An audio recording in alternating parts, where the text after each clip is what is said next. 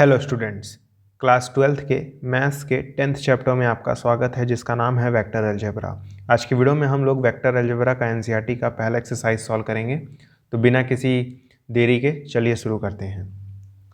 तो देखिए, पहला क्वेश्चन है represent graphically a displacement of 40 kilometre 30 degree east of north. तो पहले हम लोग ईस्ट वेस्ट नॉर्थ साउथ बना लेंगे। तो ये हो जाएगा नॉर्थ साउथ, ठीक है। ये हो जाएगा ईस्ट वेस्ट। तो इसे मैं वेस्ट डिक्लेयर कर रहा हूँ, इसे मैं ईस्ट, ऊपर नॉर्थ होता है और नीचे साउथ होता है। क्वेश्चन में बोला है 40 किलोमीटर का आपको डिस्प्लेसमेंट बनाना है ईस्ट ऑफ नॉर्थ, ठीक है। तो मतलब मैं इस तरह से बनाऊंगा, ये आप देख सकते हैं ईस्ट और नॉर्थ के बीच में आ रहा है। 30 डिग्री बोला है नॉर्थ से, ईस्ट ऑफ नॉर्थ मतलब नॉर्थ से 30 डिग्री, ठीक है। तो ये हो जाएगा यहाँ पे 30 डिग्री, ओके। और ये हो जाएगा 40 किलोमीटर, बन गया। तो देखिए सेकंड क्या कह रहा है, classify the following measures as scalar और वेक्टर्स।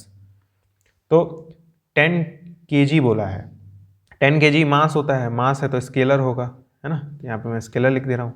यहाँ पे देखिए 2 मीटर मतलब ये मैग्नीट्यूड है और ये डायरेक्शन है, तो ये क्या हो जाएगा, वेक्टर हो जाएगा, ठीक। यहाँ 40 डिग्री बोला है तो ये इसमें कहीं डायरेक्शन तो है नहीं, तो ये क्या हो जाएगा, स्केलर हो जाएगा, ठीक। 40 वॉट बोला है, वॉट पावर का ऐसा यूनिट होता है, पावर एक स्केलर क्वांटिटी होता है, ठीक है। ये भी स्केलर हो जाएगा। ये देखिए 10⁻⁻19 कोलाम्ब बोला है, कोलाम्ब चार्ज का यूनिट होता है और चार्ज भी एक क्या है, स्केलर क्वांटिटी होता है, ठीक है। चार्ज में थोड़ी ना डायरेक्शन होता है। अब सिक्स वाला देखिए क्या कह रहा है, 20 मीटर पर सेकेंड स्क्वायर। अब मीटर पर सेकेंड स्क्वायर ये ऐसा यूनिट है एक्सेलरेशन का, और एक्सेलरेशन एक वेक्टर क्वांटिटी होती है, ठीक है। तो सेकंड क्वेश्चन भी सॉल्व हो गया। अब देखिए थर्ड क्वेश्चन क्या है, classify the following as scalar and vector quantities. मतलब इनमें से बताना कौन स्केलर है कौन वेक्टर है। तो बहुत ही ईजी है। पहला टाइम पीरियड है, टाइम पीरियड मतलब टाइम, टाइम एक स्केलर क्वांटिटी होता है। डिस्टेंस भी स्केलर होता है, ठीक है। फोर्स क्या होता है, वेक्टर होता है क्योंकि इसमें हमें डायरेक्शन की जरूरत पड़ेगी, ठीक है। वेलोसिटी वेक्टर होता है, आपने पढ़ा होगा क्योंकि वेलोसिटी डिस्प्लेसमेंट से डिफाइन होता है। वर्क डन ना स्केलर होता है, वर्क डन मतलब आपने कितना काम किया, तो उसे बताने के लिए आपको किसी डायरेक्शन की जरूरत पड़ेगी क्या, नहीं पड़ेगी, इसलिए वर्क डन स्केलर है। अब देखिए फोर्थ क्या है, इस फिगर में हमें बताना है कि कौन को इनिशियल है, कौन इक्वल है, कौन को लीनियर है, ठीक है। तो देखिए बहुत इजी है। पहले वाले का आंसर बता रहा हूँ। को इनिशियल मतलब जिनका स्टार्टिंग पॉइंट सेम हो। तो आप देख सकते हैं इस पॉइंट से, यहीं से ए वेक्टर ए भी निकल रहा है, वेक्टर डी भी निकल रहा है।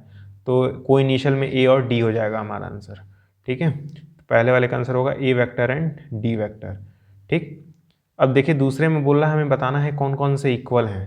तो आपके हिसाब से दो इक्वल होने चाहिए, ये और ये इक्वल हो सकते हैं या फिर ये और ये इक्वल हो सकते हैं, आपके मन में यही आ रहा होगा, ठीक है। लेकिन सिर्फ डी और बी ही इक्वल हैं क्योंकि इनका मैग्नीट्यूड तो सेम है ही, मतलब दोनों का लेंथ सेम है, डायरेक्शन भी सेम है। देखिए नीचे की तरफ जा रहा है ये और ये भी नीचे की तरफ जा रहा है, इसलिए ये दोनों इक्वल होंगे। इसका डायरेक्शन इस तरफ है, इसका डायरेक्शन इस तरफ है, डायरेक्शन अलग अलग है, इसलिए ये वेक्टर और ये वेक्टर इक्वल नहीं होंगे, सिर्फ डायरेक्शन की वजह से इक्वल नहीं पा रहे हैं। तो हमारा दूसरे वाले का आंसर होगा D vector and B vector, ठीक है। सिर्फ डी और बी ही आपस में इक्वल होंगे।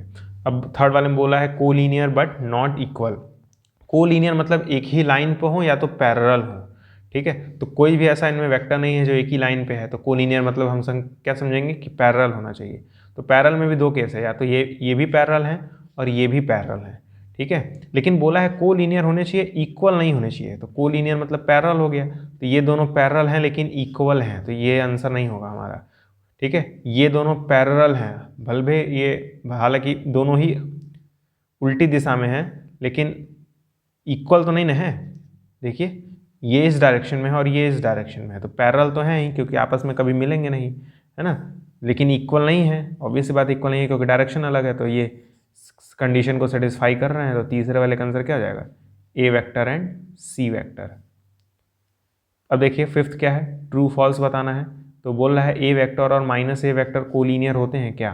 तो बहुत ईजी है, मान लीजिए आपके सामने ये एक वेक्टर है, ये ए वेक्टर है, ठीक है। तो माइनस ए वेक्टर इसी पॉइंट से पीछे की तरफ बना देंगे, तो ये माइनस ए वेक्टर हो जाएगा। तो आप देख सकते हैं ये क्या है, कोलीनियर है, एक ही लाइन पे है, ठीक है। कोलीनियर का मतलब यहाँ पे दो चीज़ों से होता है, या तो एक ही लाइन पे हो या तो पैरेलल हो, ठीक है। तो पहला वाला क्या होगा, ट्रू होगा। अब देखिए सेकंड वाला कह रहा है 2 collinear vectors are always equal in magnitude. 2 collinear vector हमेशा मैग्नीट्यूड में इक्वल होते हैं, ऐसा बिल्कुल जरूरी नहीं है। मैं आपके सामने एग्जांपल दे देता हूँ। मान लीजिए आपने ये एक वेक्टर बनाया है 5 किलोमीटर डिस्प्लेसमेंट का और आपने ये एक वेक्टर बनाया है 10 किलोमीटर डिस्प्लेसमेंट का। तो आप देख सकते हैं दोनों अलग अलग वेक्टर हैं, कोलिनियर हैं, इक्वल तो नहीं ना है। तो ये तो कह रहा है इक्वल होंगे हमेशा, जो कि गलत बात है। गलत बात है तो लिखेंगे फॉल्स। अब देखिए थर्ड क्या कह रहा है, 2 वेक्टर जो हैं उनका अगर मैग्नीट्यूड सेम है तो कोलिनियर होंगे। ठीक है, तो ये भी गलत कर देंगे। मान लीजिए ये है 5 मीटर का डिस्प्लेसमेंट और ये है इसको भी हम 5 मीटर का डिस्प्लेसमेंट ले लेते हैं, क्योंकि क्वेश्चन में क्या बोला है कि सेम मैग्नीट्यूड होना चाहिए। तो इसका और इसका मैग्नीट्यूड सेम है, क्या दोनों वेक्टर इक्वल हैं? नहीं है, क्योंकि दोनों का डायरेक्शन अलग अलग है। ठीक है, आप चाहें तो ये भी ले सकते हैं। देखिए इसका मैग्नीट्यूड और इसका मैग्नीट्यूड मतलब ये लेंथ और ये लेंथ इक्वल है, लेकिन क्या डायरेक्शन इक्वल है? नहीं है। तो ये तीसरा वाला भी फॉल्स हो जाएगा। कह रहा है बेचारा कि अगर मैग्नीट्यूड इक्वल होगा तो कोलिनियर होंगे, ऐसा कोई जरूरी नहीं है। आप देख सकते हैं ये वेक्टर और ये वेक्टर मैग्नीट्यूड में इक्वल हैं लेकिन कोलिनियर नहीं है। ठीक है, तो इसका भी फॉल्स हो जाएगा। नेक्स्ट क्या बोल रहा है, 2 collinear vector having same magnitude are equal. 2 collinear vector अगर जिनका मैग्नीट्यूड सेम है वो इक्वल होंगे? नहीं होंगे। देखिए ये और ये इनका मैग्नीट्यूड सेम है, इक्वल है क्या? नहीं है। कोलिनियर भी हैं, इक्वल भी नहीं है। ठीक, तो इसका हो जाएगा फॉल्स। तीनों फॉल्स हैं, ऊपर वाला बस 2 है। तो उम्मीद करता हूँ आपको समझ में आ गया होगा। आज जो भी क्वेश्चन मैंने करवाया है 5 ही क्वेश्चन थे। ठीक है, तो अगर इसमें आपका कोई डाउट है तो आप टेलीग्राम चैनल पे हमसे पूछ सकते हैं। आज की वीडियो में इतना ही, मिलते हैं अगले एक्सरसाइज में, तब तक के लिए गुड बाय।